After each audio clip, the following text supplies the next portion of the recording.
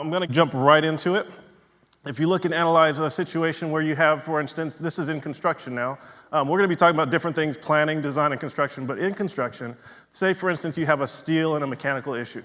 If you have it during the design, you might get your project manager, your job captain. You might get your architects, your engineers, your structural engineer, your mechanic. All those folks come together and they solve the problem in the design. And this is about how much it would cost to do that situation. In construction, obviously, it's going to be a whole different story. You're going to have all these other players involved when you have your foreman and your contractor and your subcontractors, all these different people that have to fix the problem. So obviously, you're looking at this scenario and saying it's about 3 times more to fix a problem in construction than it is in design. So why not invest in the early design and the early planning process? So that's a little bit of that's just a hint of what we're going to be talking about and how we can do that in the different aspects of the development process. So obviously, we want to minimize our costs. We're looking at the low cost in the planning and design, and the high cost in the construction. Let's invest early. But why aren't more people doing that? Why aren't more contractors? Why aren't more laws allowing us to do more and more early collaboration? Whether it be a CM at risk, whether it be a design build, why is it preventing us from doing it more and more? So we're looking at 3 pieces of that puzzle. My panel is going to help me describe those as we go along. A is for analytics. There's analytics. There's tangible analytics that can prove that the early collaboration is important and it can prevent risk. Risk can be described in lots of different ways, but I like to call it scope, schedule, and budget. Those are the 3 things that we're always looking for. How can we prevent risk in scope? How can we prevent it in schedule? And how can we prevent it in the budget as well? So we've got to make sure that we're doing this well and doing it the right way and making sure we have tangible reasons. Intangible, the relationships. Those are the pieces that a lot of people don't really understand how important that is. Building those relationships before projects happen and for the long term. There was a presentation earlier that talked about when you build those relationships with the contractor on this project, you actually get a better product when you hire that same contract later on. So the relationships are important in this as well. And the last place is just coordinating all that together and making sure we're doing it the right way. Some things to consider as we're having this discussion. This is kind of a market and economy and just kind of understanding what's going on in the real world out there. So we have this new age of knowledge management. It's a situation where there's a whole new genre coming in. I'll say it, millennials. It's a whole new way of thinking. It's a whole new aspect of putting things together and processes. We all have a knowledge of I'll say the olden days of putting things together a certain way, but they have another way of doing it. How are we going to make that transition? How are we going to grow our younger staff and make sure that they are qualified to do the things we need to do? We have to start talking about that in an early collaboration process in order to get there. High tech and high touch. This was when I actually had fortunate enough to speak to someone at lunch today. They talked about at their school for their elementary kids, because the kids are on the phone so much, they're losing their social skills and they're losing their manners. And those are pieces of the puzzle that we also need in our process as well. At this particular school district, they actually have a contest of handshaking. So they have a contest where the kids are handshaking with teachers first, and whoever wins, the top 5 of each class, goes to the next level. Then they have a handshaking contest with the principal, and then on up to the top. And the last 5 get to have a competition of handshaking with the superintendent of the school district. I think that's just wonderful. It's actually getting ourselves prepared and having those conversations about how we're going to make that transition. We love the high tech. It's helping us a lot, but we also need the high touch as well. Complexity theory. This is a management theory that's out there. Things are not getting easier. Everything's getting more and more complex to build, to design, to think, to put it all together, all the people, all the consultants. It's getting more and more complex. So how are we going to do that? How are we going to solve those problems? We have to have those conversations early. And last one is the educational alignment piece. This is one that's a little personal to me. I actually used to be a math teacher before I got into the architecture and construction business. And it's something that I think we really have to look at our partners on the education side and say, hey, how are they doing things? They're talking about collaboration all day, every day. Why aren't we? Why are we not looking at our educational partners to get there? They had an issue where lots of different various learning styles. They had real-world situations where we're not teaching our kids to be ready for the real world and be ready for college. The kids weren't relating to the things that the teachers were saying. My mom was a math teacher for 30 years, and she said the time that she knew she had to transition from herself to computers is because she couldn't speak fast enough to keep up with the kids. She was boring them to death. So she was losing relativity with the kids. And then all the technological advances as well. So how do we put all those pieces together? Well, they said to solve those problems, we're going to go to project-based learning. There's a school in San Diego. It's called the E-Civic 3 Design. And what they have is they have scholars and they have facilitators. If you walk in there and the principal hears you say teacher or student, you're kicked out. Scholars and facilitators only. because they're realizing that the kids are teaching themselves. So how can we use that model? How can we use these different aspects of educational models to now come and use it in our workforce as well? So here's all the solutions to their problem. Project-based learning, cross-disciplinary. They're not only teaching their kids math in one class, but they're also teaching chemistry in that same class. So you don't go to one classroom and teach math only and learn math only. You go to one classroom, you're learning 2 or 3 subjects at the same time. This now gives their students different empowerment and accountability. Again, how can we start to use those for ours? And the whole model here we're looking at the 4 C's. One of the biggest C's out there, collaboration, and that's why we're here today to talk a little bit more about that. Here's one way we can do it. Workforce development. We've got to get our students, we've got to get more kids interested in our workforce and make sure they do that. Well, why not give them not just 1 certification in a class, but 2? Why can't they learn mechanical and maybe welding at the same time? Why can't they learn the different things? And so how can we look at our educational models and making sure that we're learning from them and applying those services to what we do today? I'm going to pause there and let my panel introduce themselves. My name again is Khary Knowles. I'm with Vanir Construction Management. I started out as a math teacher in Portland, Oregon. We were just talking about that. And literally just teaching in lots of different conditions of schools that were just horrible conditions for kids. Bars on the windows, basements, all those kinds of things. And I said, you know, this is not my calling. This is not what I was meant to do. Went to UCLA, got a master's in architecture, and kind of the rest is history.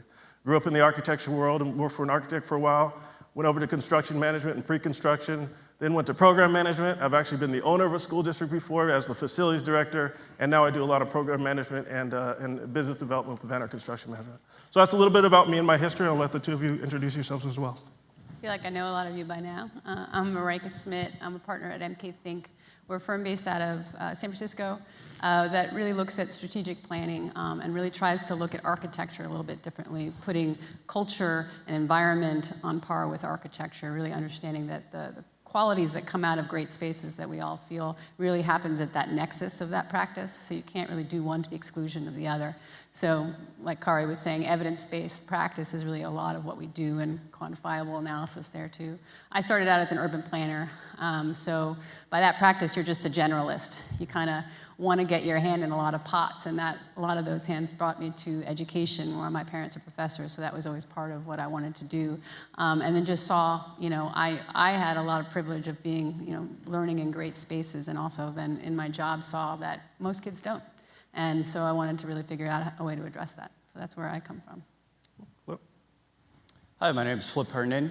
I'm currently the interim superintendent of Tukwila School District, which is a really small school district just south of Seattle.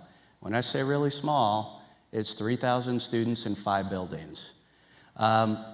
Previously, I was the chief operating officer for Seattle Public Schools, much larger district, 54,000 students in 105 buildings. And when I originally agreed to come and speak, that was kind of my frame of reference. So all my references today will be speaking about Seattle Public Schools. I've been in schools for over 20 years, high school, middle school, elementary, principal, teacher, coach, different places in Washington, as well as Connecticut and New Jersey. It's been excellent. And by the way, I just want to express appreciation for today, Veterans Day, for all those veterans in active service duty right now. Thank you for that. So we're going to take a little quiz to get everybody ready to go. That's why you needed your drink. All right, so your left hand is going to be the blue column, and your right hand is going to be the light blue column, if you see it up there. How many people, raise your left hand, if you like 120-day payments? Anyone at all?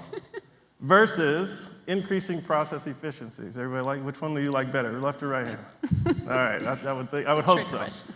What about the difference between transitional issues and establishing some kind of trust triangle?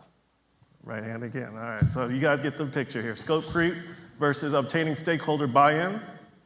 We have change orders. Who likes change orders? Any hands? Any hands? Anyone? Come on. You're not allowed in here anymore. And developing conflict resolution methods. Last one, cost overrun versus creating measurement for indices of accountability. Obviously, one side is talking about what we're doing all the time, every day, and nobody likes it. And the other side is talking about early collaboration and stuff we could be doing ahead of time to prevent all the stuff on the other side. Okay, so we really want to get into that dialogue. How can the early collaboration really prevent risk? How can it prevent us from getting to all the problems that we've already had today? So I'm going to go into the analytics. So this is the first one of the ARC, if you recall, the analytics portion. I'm going to refer to Marijke here. Can we measure the benefits of collaboration? And how has your company actually done that throughout the time? And I'm going to let you take it from there. Well, you can definitely measure the pain when you don't collaborate. It comes out in cost. But I mean, I do actually, to be serious, we can measure it in the terms of cost avoidance.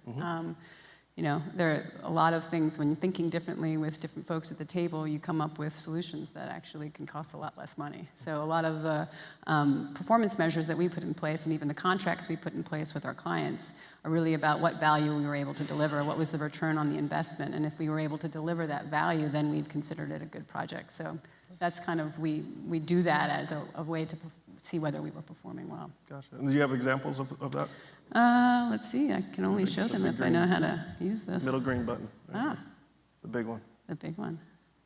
There you go. Yeah, this is an interesting one. So you all know that Hawaii has one big Department of Education, and they have multiple islands, all with lots of microclimates, but heat is one of the sort of general things that they all confront. And so a lot of these schools that were built in the 40s and 50s really don't have air conditioning. None of them were set up to do that, and are really stifling environments with very few of the modern amenities. So the district wanted to do something about it and was trying to get more money for HVAC program. And we were already working with them on some islands on master planning. And so worked with them to actually say, well, you have about $100 million that the governor can give you.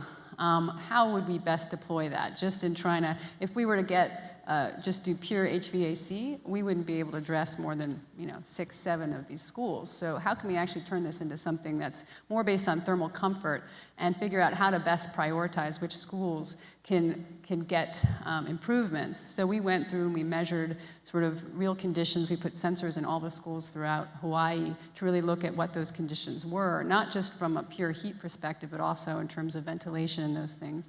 And then we measured those over a period of time and then chose a school to prototype some ideas around different measures that they could do for improving thermal comfort conditions. A lot of it had to do just with the orientation of a building. How do you do things like heat flushing at night and shading and things, very simple measures that were more passive in nature, like fans. And so once we were able to use that evidence from that prototype, we were able to roll out those measures, and every school got to experience some type of improvement. It might not have been HVAC, but they were able to see which schools first were the hardest in terms of condition, and then actually really implement it where they had to. So it really saved them from, well, first the nightmare of not being able to address all the need throughout the islands of Hawaii, but also put that where it really did the most good.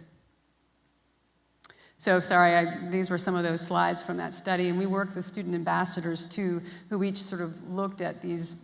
We're trying to actually teach sustainability through the state of Hawaii and different measures that they could use at their school. So this is one, Campbell High School in Hawaii, where we, taking on the left is just a standard building, 3-story building, which was experiencing a lot of pain in terms of heat, looked at what those conditions were, and then very simple measures to combat that. One of them they also wanted to increase outdoor learning spaces, but knew that outdoor learning was almost impossible if it's too hot outside, et cetera. So just a simple measure with some shading was able, and we were all able to pay for this through those HVAC funds. So it was a way that we were able to leverage that.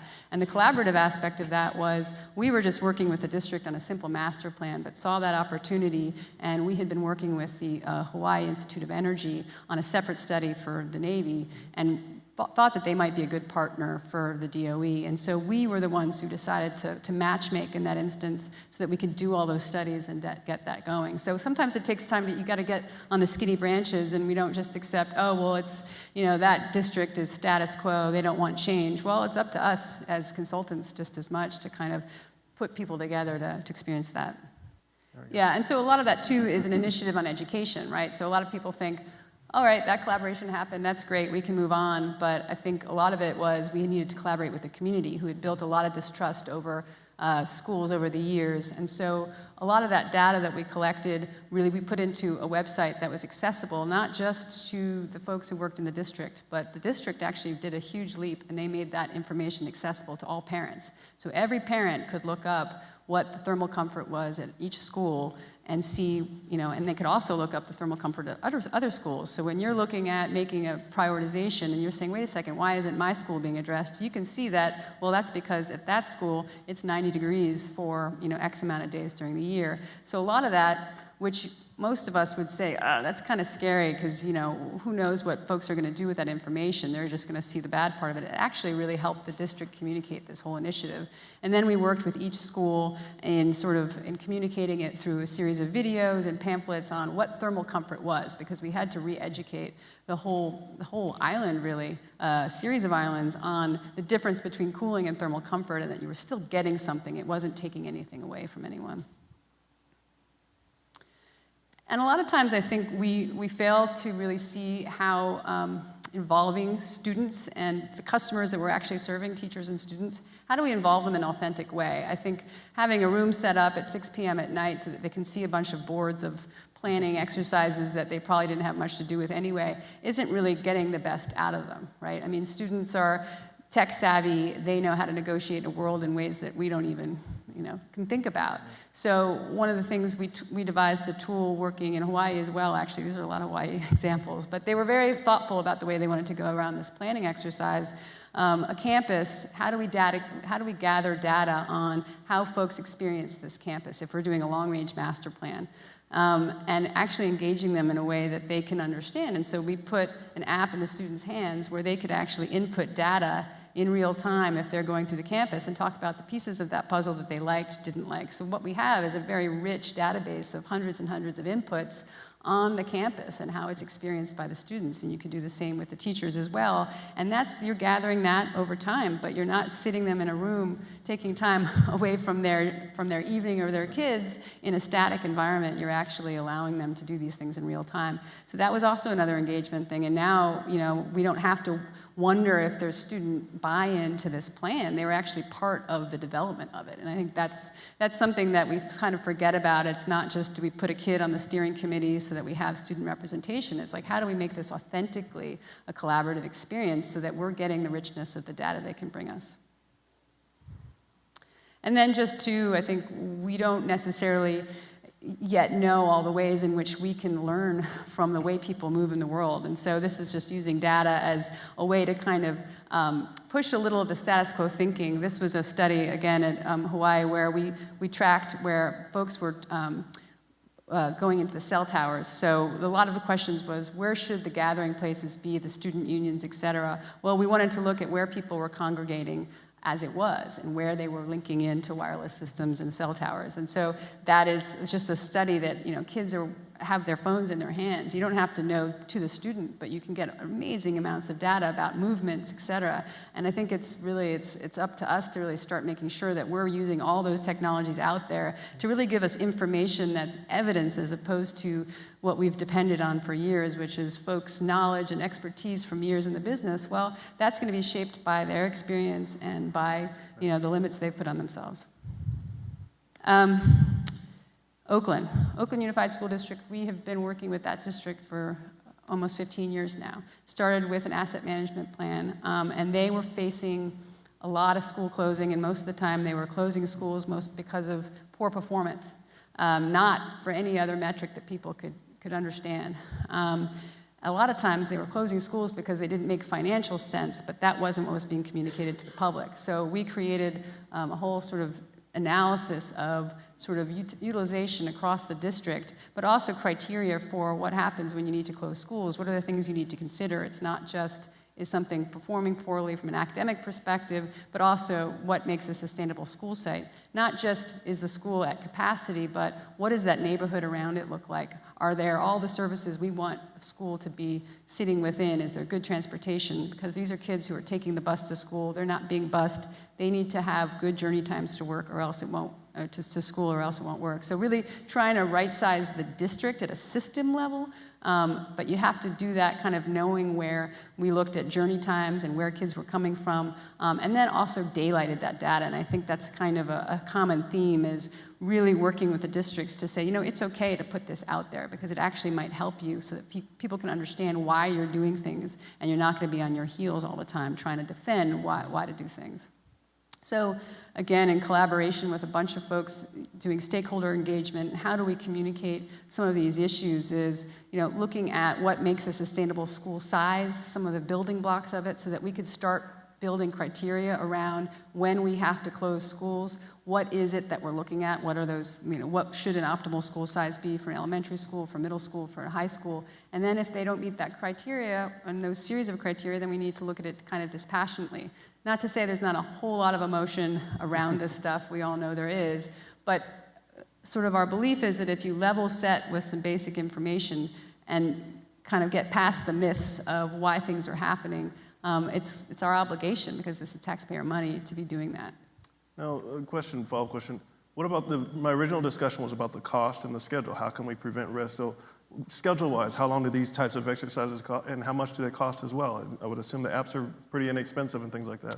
So what are the impacts of cost and schedule in a situation frankly, we were going to try to get a lot of that information ourselves, and what you get is folks, if you get 6 people with clipboards and cameras out there on site, that costs a lot more than developing a quick app that, these things are pretty easy to make. So, what we're finding is it's cost neutral, if not less costly, to enact a lot of these things. I mean, I think there's still the work of public engagement where you're talking to people and, you don't just source it all out to technology, but use the tools that people are using, because that's their native world. There you go. I'm going to move on to some of the relationship aspects of things. Again, if we're talking about different relationships, if you look at the following list, sports teams, they practice before they play. They always have early collaboration. Track and relay teams, when you're passing that baton, there's no track team that's good that never has early collaboration. If you go down the list, the most important one, marriage out there. How many people got married shotgun? Nobody does that anymore because it doesn't work. So we have to make sure we're having this early collaboration. Everyone else is doing it. Why aren't we doing it? Is kind of why we're having this discussion out here. So I'm going to pass it on to Flip. So again, following the educational model, you have some education in your background. What are some of the ways that education is adapting to increase the collaboration and things in our process? Great, thank you. So I have a couple of examples here. I'm going to use 3 examples from Seattle. This is one. This is an early design. These first 2 slides are the same campus. These are 2 buildings that were being built. There used to be, in the center of this, was one building. It was an older junior high school built in the 1950s, that concrete block, very uninspiring. And Seattle was growing by quite a bit. So they grew about 10,000 students over 10 years, needed to find some additional space. So we tore down the building that existed there, and we're going to build on the right side is an elementary school, and on the left side is a middle school. And we have an educational and technical specification exercise that we go through. And for each building, there's a school design advisory team that involves staff, community members, school principal, and school staff. We also include our maintenance department in there, because we know you can design a lot of things, but eventually it's got to be maintained by somebody else, and that initial capital money runs out. These buildings are not of equal size, by the way. So in Seattle, the elementary ed spec and technical specification was for a 650 size school, 90,000 square feet. On the left side is the middle school, 1,000 students, 150,000 square feet. Now the challenge with this initial design, there were a couple items that we were concerned about. And I came on right as this was getting ready to go. So there had probably been half the number of school design advisory teams. And we thought, so that you see that green space that goes in between the buildings, kind of the fingers? We discovered that that is drainage. Just to the north of that is a creek, and down at the bottom you can see that blue area is a pond that's heated year-round by whoever owns that property to attract ducks and waterfowl all year round. Nice idea. We don't maintain it, but the concern was that if you expose that water, you've now created a new riparian corridor, which would require additional setbacks. School liability said, you're also going to have to fence it off, so kids can't even go down there, and it increased the chances of flooding in that particular area. So it sounded like a great design, very nice, looked good. was going to turn into something very expensive and hard to maintain. There was also some initial plantings that were going to be in there that were non-native plants. So this is a conversation, building the relationship with our internal stakeholders, the design team, the maintenance team, as well as the end users, which are going to be the staff, community, and principals. The other challenge was the school on the right, the elementary school, would have to go all the way past the middle school to have access to the field to use that, because you can see there's not a lot of place for the kids to play in the elementary school. And the last portion was those little fingers that point in. This particular area is close to one of the highest drug and prostitution tracts in Seattle. So the concern was, if you have these little corridors on the interior, there's activities that could be happening in the evening time that are not invisible sight lines for security and the neighbors to be able to see that. So what we eventually got to was this design, which put the fields right in the middle, which made it easier access, put the fingers to the outside so that you can have a little better safety and security there. So this building was completed, pretty much completed on time. There was one last modification that the school board put in. I know initially we talked about not having any change orders. At literally the 11th hour, before the school board approved this final design, that little portion on the left that says garden, that little wing, that last lower finger, they decided to put a K-8 school in there, co-located with the comprehensive middle school. And now that building is overcrowded, has portables, and nobody wants to move. So unfortunately, sometimes you can't control what the school boards are going to do, even though we try and communicate the best that we can. Our discussion is minimize risk. Yes, minimize risk. I would say that's an example of what not to do. So the other aspect of this, the school, this particular area in Seattle is well known for its Native American history. And so the building that was there before it got torn down was not being used as a comprehensive school. It's mostly storage and another homeschool kind of connection. So there were a lot of murals that were painted on these walls. There was one painted by a local artist, and they were beautiful murals. The challenge was that once these murals were done, they didn't want to be, the Native American community, and we deal with the local landmarking community, didn't want the murals to be destroyed. So we had to figure out how to incorporate these murals into the new design. Now, an easy way would have been, well, the artist can repaint them. Didn't want to do that. It could have been, we could take pictures of that and then just overlay them back on the brick. That would have been the inexpensive way, but this is what happened. So they actually took the bricks that were on there, chiseled them out, put them on a backer board, and then put them back in and integrated them onto the design. There were 12 of these murals that are integrated between the two buildings. Now, they are beautiful, they are fantastic, and they did add $700,000 to this particular project. So that's another example of the communication that was happening between the community, the school board, and the artist wasn't the greatest. And then in the end, the public pressure ended up forcing us into a decision that probably wasn't in the best interest. And that $700,000 could have been used for a lot of other capital projects, both in this particular building or in another one. So those are the two for that particular site. This last site, this is a site really tight. This is pretty indicative of most of our Seattle Public Schools sites. This particular site is 3 acres. It's a triangle, as you can see. This is a 75,000 square foot building. It's a K-8 building. It houses 750 students. This is one of the most popular K-8s in Seattle Public Schools. It has a waiting list of 500 students to attend. Suffice it to say, most students on the wait list do not get in. It is an E-STEM or a STEAM school, which is fantastic. And you can see in this particular location, there's a little grass patch on the left side, but the rest of it is pretty much all design. It's maximizing the effort here.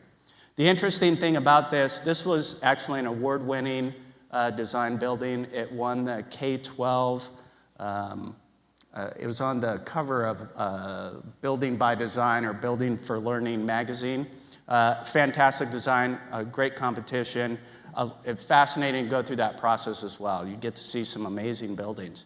But on the inside of this particular building, you can see how the combination of working with the architects, the staff, and the students really kind of come through. This is the engineering equations for the design of the building. They're actually in here in the stairwells. So students see these as they go by.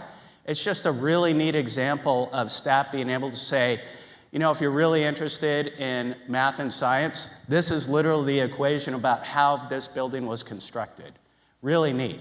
The other part, you may have seen this in a few other buildings, but they also have this living wall, which is in the entry as soon as you come into the building. Now, I wasn't sure, I've seen a couple of other living walls, the ways they were constructed. This particular one, living wall, is actually a bunch of tiny pots. So each little pot, then it's not one giant panel, which is very difficult to maintain. If one particular plant starts to die, they can just take that little pot out and put it back in. Mostly maintained. Again, this is a challenge. Right now it's being maintained by the PTSA, but I'm guessing at some point that money will run out and then it'll become the responsibility of the school district. But it's a fascinating learning experience right now. This is using mostly native plants from the state of Washington so students can see kind of how this plays out. The name of the building is Hazel Wolf, and that's a little wolf at the end. So that little wolf plays out throughout the symbols throughout the building. But this has been a fantastic building, operates really well. You can see that other area, the gym is really kind of down at the bottom, and then the kind of in the center there, that darker green area is actually a turf. It's kind of an upper platform, and then there's actually a slope that students can kind of run down, roll down, or whatever. When we were first there, they had signs that said, "Do not climb or roll." And I just thought, why in the world would you even build that if you're not going to have students rolling down that during recess time? But the last thing is, in buildings like this, we have a couple of buildings that are very small. I can tell you that grass is just too small for the number of students. The seeds just don't stay. So we have a couple of other buildings like this. That patch of grass is going to be replaced because it just pretty much turns into dirt and mud. So it'll either be replaced by something else or artificial turf. But that's Hazel Wolf K8, and those are a couple of our examples about how we try and collaborate in the front side to really integrate the design in with the educational side and make the environment fun for the students and the staff. That's fantastic. I appreciate you giving examples of how to do it and how not to do it. You can keep it. So next topic. How would you ideally start a project, and do you have examples of that?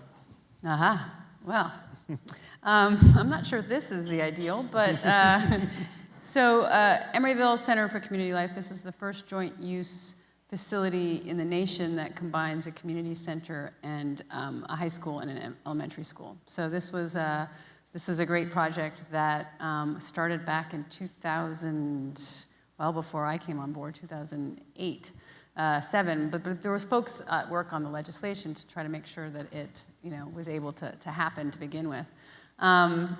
And it was really designed to be the heart of community life in Emeryville. Emeryville is sort of a city that transitions between Oakland and Berkeley and many of you know the Bay Area. And so sometimes gets lost on the highway. But can you hear me?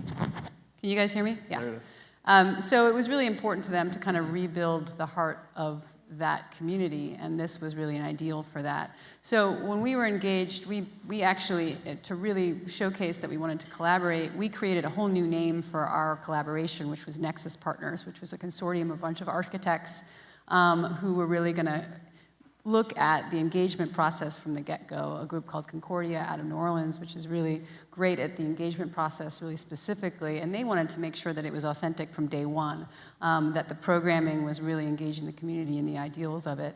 We were there to really help streamline the programming of it. So what we got in the initial stages was just a wish list, essentially, because you had a community you had a community center that had its set of objectives, and then you had schools that had their own programs associated with it. So how do you actually merge those so that they work together and it doesn't just become a much bigger facility, right? How can we actually use and co-locate these spaces and integrate them so that it becomes exactly what the ideal was? So we really set up a very long engagement process. So this was really starting from visioning basically the whole heart of a community, and then going through design. So I think we had over 50 community meetings, many of them in the kind of old school way, right? We went to, we had a series of, we called them, I think, kitchen table meetings where groups of 10 and 20, where we would meet with them to really dig on sort of specific issues to that community, because it was such a diverse community. And moreover, folks from Oakland felt that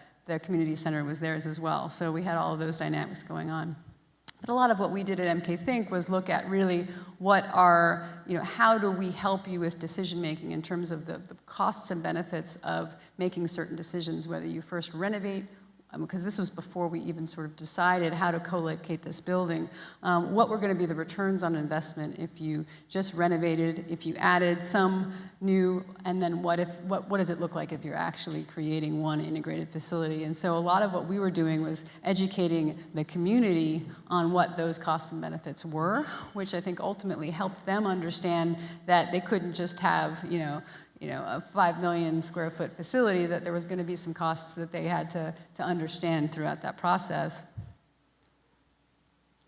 And I think the result really is, it's a mixed bag, right? I think the intent was there, the community engagement was there, but then I think if you look at the evidence now, they're using it very much like there's a school adjacent to a community center and a library and a health center, and those things all operate quite well.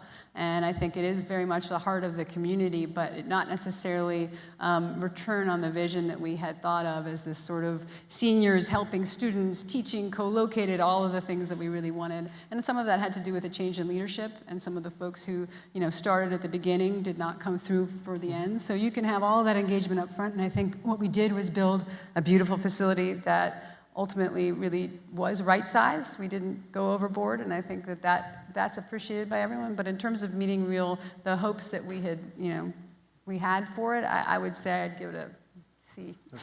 Now, you have to address the elephant in the room. Who's that in the picture? I put that in there just so people would stay awake. Yeah, that's pretty exciting. We didn't even realize it. We were looking for good pictures to put on our website, and then came across that, like, wait a second. So yeah, he was just demonstrating to students there. But lives not far away from there, so it's part of his community too. One example similar to what she's talking about in Portland, Oregon, with Portland Public Schools, in collaboration with Concordia University. They have a great education program. I actually a graduate of Concordia University as well. They have a program called 3-2 PhD. If you look it up on the net, you can find it. But it was an early collaboration discussion of how can we actually, they didn't have enough land. Both entities didn't have enough land to build the schools and the things that they needed to do.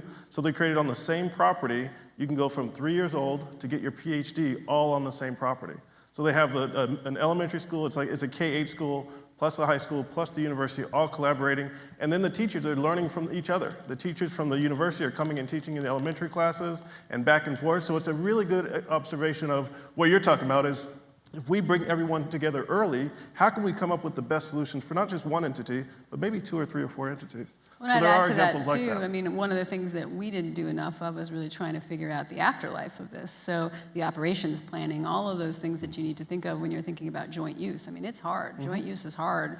It's hard from a regulatory perspective. It's hard just to make it happen from a day-to-day. And so I think some of that thinking we could have done well to really kind of do an operations plan for it to make sure that we had the structure in place for governance. Right. How do you look at joint governance of a facility like this? Right. It's hard enough to do it, I would assume, within a district, let alone go out to the community, include them as well. I know there's some Clovis Unified folks out there. In Clovis, California, they have an education center. Same thing, middle school, junior high school, and high school right next to each other, right across the street from each other. And that was a matter of, again, not enough land. How can we create the proper situation within the district? Mm-hmm. You have some more? This is probably the most traditional when we're talking about early collaboration. So MK Think develops a lot of, incubates companies that are sort of innovative companies. One of those was Project Frog. So I helped lead Project Frog for about 8 years in the education space. And what it is prefab sustainable buildings that are really a kit of parts that are built on site.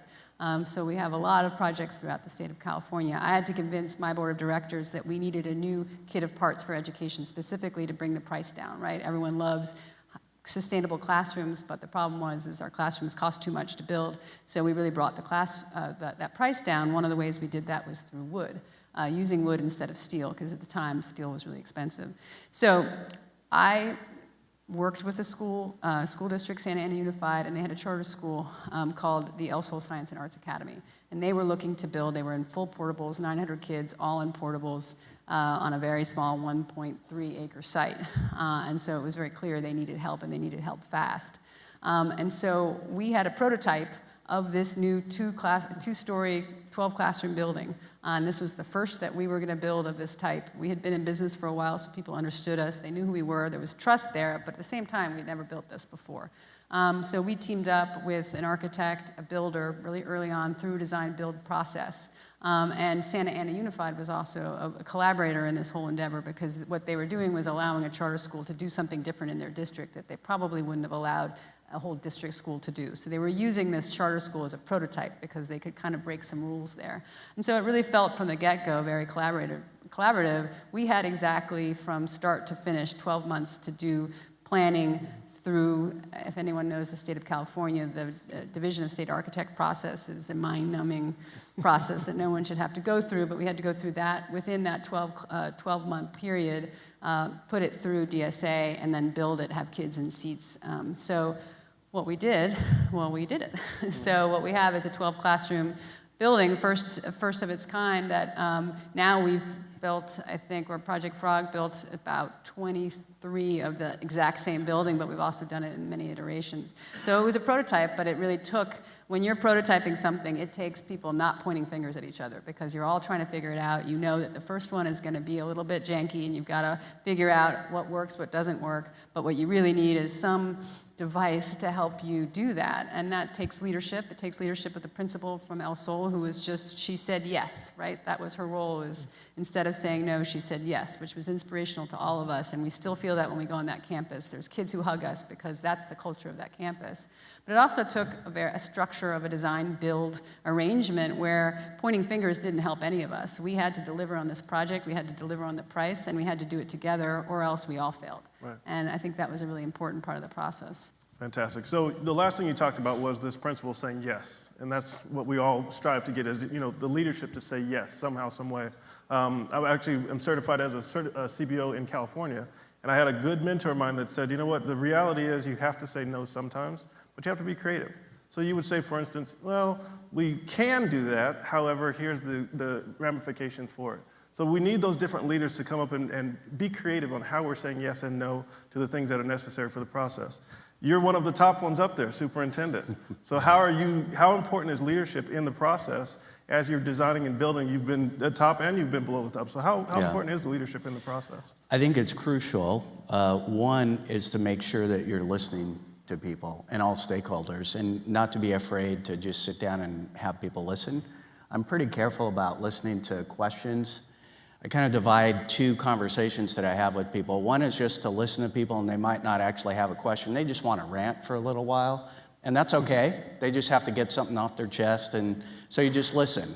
And I promise not to say yes to everything. I just listen. And then the other are people who actually have a question about something, in which case you just listen very carefully to whatever the question is and figure out how you can answer it. If you know something, yes. If you don't, then you get back to them and you have to follow through with that.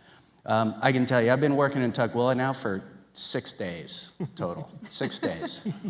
And in those 6 days, I told the board, I came up with a 30-day plan just to get through the end of November. And I've already met with 40 people, staff and community members, in those 6 days. Every single day was just listening to people, getting a background, figuring out what people's concerns were. And I'm not really saying much. I'm just listening, keeping my own notes, and then figuring out the pathway. But I can tell you there are a lot of similarities, and I'm sure each one of your districts are the same. When we talk about collaboration and leadership, I see also one of the goals, one of the responsibilities that you have is to be able to bridge some of those relationships between entities. So I met a lot with the city of Seattle. I've already met with the city manager, the police department, fire department, permitting department. I've got a meeting with the mayor coming up. All of those things are key, because if you get stuck, you're going to have to rely, hopefully, on a relationship to get you out of being stuck. Because if you're just going to try and leverage somebody off of what the code says or something else, you're probably not going to be nearly as successful. So trying to build those really positive relationships where you can actually pick up a phone and call somebody and say, you know, Khary, I don't know what's taking so long for this permit. Is there anything you can do to help us out? And I realize that phone probably rings a ton of times for the person, whoever's doing the permitting. Both in Seattle and Tukwila, I hear, you know, it takes us 6 or 7 months just to get a permit on something to move it along. In Seattle, obviously, I had those relationships. In Tukwila, I don't, but that's what I'm building on. But I think that that leadership role is the one where you have to maintain some really good relationships there, and to really make the case that the reason why we're doing what we're doing is for the students of that community. It's our youngest people that are involved in that community, and I'm proud to always be the person trying to carry that flag and send that message to everybody else, because it takes that entire community and all the institutes to really make it successful. Very nice. I'm going to toot his horn a little bit. So not only in 6 days has he met with all those people, started a new job, but he also won the golf tournament yesterday. So that's a pretty impressive leader that we have up here. All leaders, are they born or can they be developed? I'm going to throw that out to the panel, or if anyone in the audience has any advice on that one. What's your advice? What do you think? Well, I think it has to start with an actual, love and passion for what they're doing. So, if the leadership comes from that passion, then it can be taught. But if that passion's not there, I think I've watched, I've seen, and I don't think so. Gotcha. Do you have any advice on that one? Yeah, I think there are some people who may have some natural tendencies to take on responsibility, and people who aren't afraid to move forward. At the same time, you still need to kind of sometimes put some parameters on people, because you don't want them to get too far ahead of a process. Right.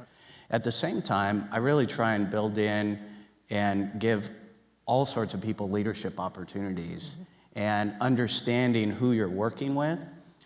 If you don't want to set people up to fail. Just like students, if they're a little bit too far behind and where they are not on grade level, you can't all of a sudden put them into an AP class. You got to structure, you got to scaffold some of that. And I think that's true for leadership within organizations, to say, let me give you a couple of smaller leadership opportunities and let's see what you do. I was talking about this yesterday with somebody, to say, we often talk about professional development, and it seems to be mostly limited in the teaching and learning side of the house. But really, I think all aspects of the organization, facility side, operation side, doesn't matter. I think there need to be good professional development plans for everybody that's going there, and a plan of succession. I mean, you have people aging out, retiring. It's not easy to find some people to lead some of these departments who have good experience and leadership experience. So I think it's both. I mean, there's some people who are just kind of natural born leaders, and there are others that I think you can really develop into some quality leaders. Right, and I'm sure we all are facing younger people coming into our industry saying they're already experts, or they know it all, or they need to be the leaders immediately. Those are situations where you have to be really creative. You have to really think about, how can I allow this person to continue to think they're a leader, but not necessarily give them all the responsibilities. We don't want to put out the fire. The same thing happens when we're teaching and dealing with students. You don't want to put out that fire. You want to encourage that to continue as much as you can. What makes someone qualified as a leader? And analyze the decisions accordingly. So here's some of the things, we're running out of time, but here's some of the things that we came up with, just thinking about the different characteristics that a leader needs.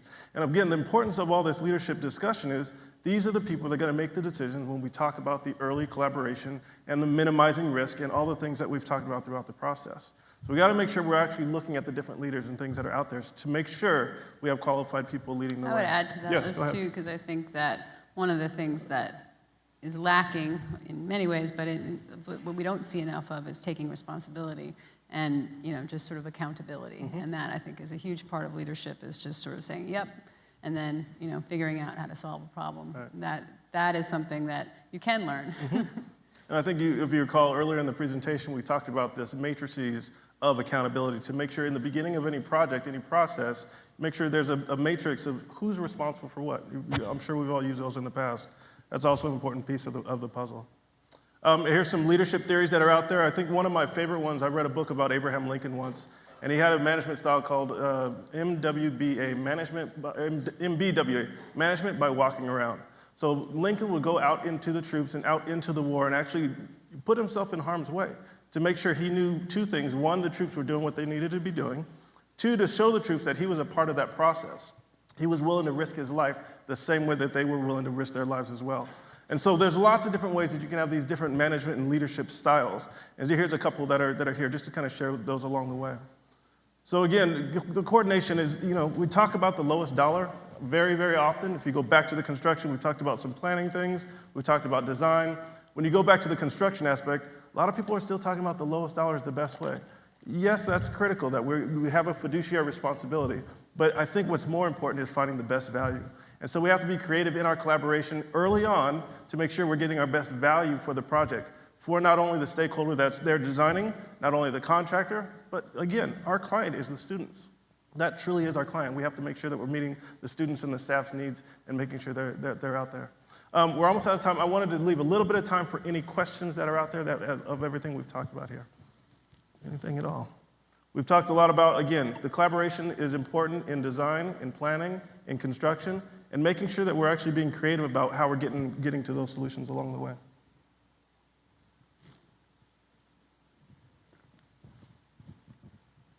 So you all talked a little bit about what can happen with leadership changes and how that can kind of sabotage or alter the outcome of a project. So my question is it possible, or how could you build a strong enough collaborative vision at the beginning in order to make sure that those kind of changes don't change the outcome or intended outcome of a project, if that's possible or not?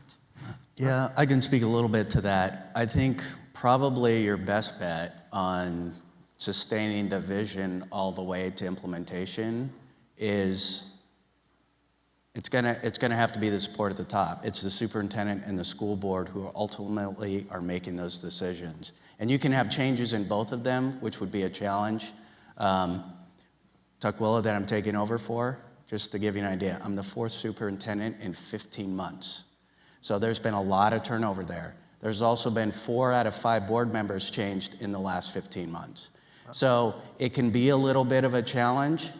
If you can make sure that both your board and superintendent are informed, hopefully if one changes, the other doesn't, and then there's some communication that continue to happen to bring the vision forward.